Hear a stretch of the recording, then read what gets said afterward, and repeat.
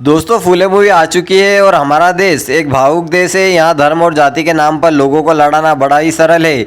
यह भविष्य में भी होगा। देश के महान समाज सुधारक महात्मा ज्योतिबा फूले की फिल्म फूले में की गई ये भविष्यवाणी आज के दौर में और भी ज़्यादा सच होती जा रही है। जब धरती का स्वर्ग कहे जाने वाले कश्मीर में धर्म के नाम पर कई परिवार उजाड़ दिए जाते हैं, बेटियों की शिक्षा के लिए आज भी बेटी पढ़ाओ बेटी बचाओ मुहिम चलानी पड़ती है और उच्च वर्ग नाराज ना हो जाए इसलिए फिल्मों को सेंसर कर दिया जाता है।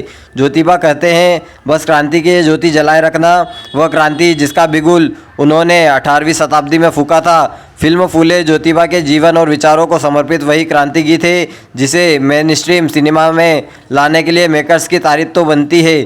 साल 1848 से 1897 तक के कालखंड में फैली यह फिल्म ज्योतिराव फूले और उनकी हमसफर सावित्रीबाई को श्रद्धांजलि है। फिल्म दिखाती है कि कैसे फूलों की खेती करने वाले एक शूद्र परिवार में जन्मे ज्योतिबा फूले ने अपनी संगिनी सावित्री के साथ मिलकर समाज के वर्ण व्यवस्था की नींव हिला दी थी। जहां 13 साल की उम्र में लड़कियों का विवाह करके दूसरे घर भेज दिया जाता था। इस दंपत्ति ने बेटियों को पढ़ाने का बीड़ा उठाया था। उसके लिए बाहर वालों घर वालों सबका विरोध सहा, लाठियां खाई, तमाम अपमान सहे, पर इस महायुद्ध में डटे रहे और फ्रांस की क्रांति से प्रभावित ज्योतिबा पूरे समाज के सामने अपने सपने के लिए ताउम्र जुटे रहे, जिससे उनकी पत्नी और देश की पहली महिला शिक्षक सावित्रीबाई मजबूती से साथ खड़ी रही। और अनंत महादेवन के डायरेक्शन में बनी यह फिल्म निचले तबके लोगों के उत्थान, लड़कियों की शिक्षा, विधवा पुनर्वास, अकाल और प्लेग पीड़ितों की मदद जैसे उनके प्रयासों और संघर्षों को दिखाती है।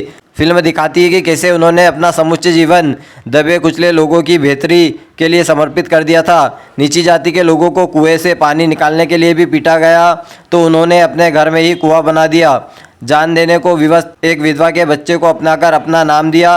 एक ऐसे सत्य शोधक समाज की नींव रखी जहां सब बराबर हो। यही वजह है कि उनकी इस मुहिम में उनके दोस्त उस्मान शेख और उनकी बहन फतिमा भी बराबर साथ रही।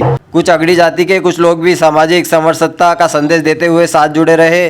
निश्चित तौर पर फूले का यह जीवन सफ़र अपने आप में ही बेहद प्रेरणादायक है, जिसे लेखक और निर्देशक अनंत महादेवन ने सही ढंग से पर्दे पर उतारा है। और बात करें एक्टिंग की तो प्रतीक गांधी और पत्रलेखा ने पूरी शिद्दत से ज्योतिबा और सावित्री के किरदार को जिया है। पत्रलेखा को पहली बार पर्दे पर इतना मजबूत रोल मिला है जिसमें उन्होंने जान डाल दी है, मगर उनकी डायलॉग डिलीवरी कहीं कहीं खटकती है। कुल मिलाकर ज्योतिबा फूले और सावित्रीबाई को श्रद्धांजलि रूपी इस फिल्म को एक बार तो देखना बनता है।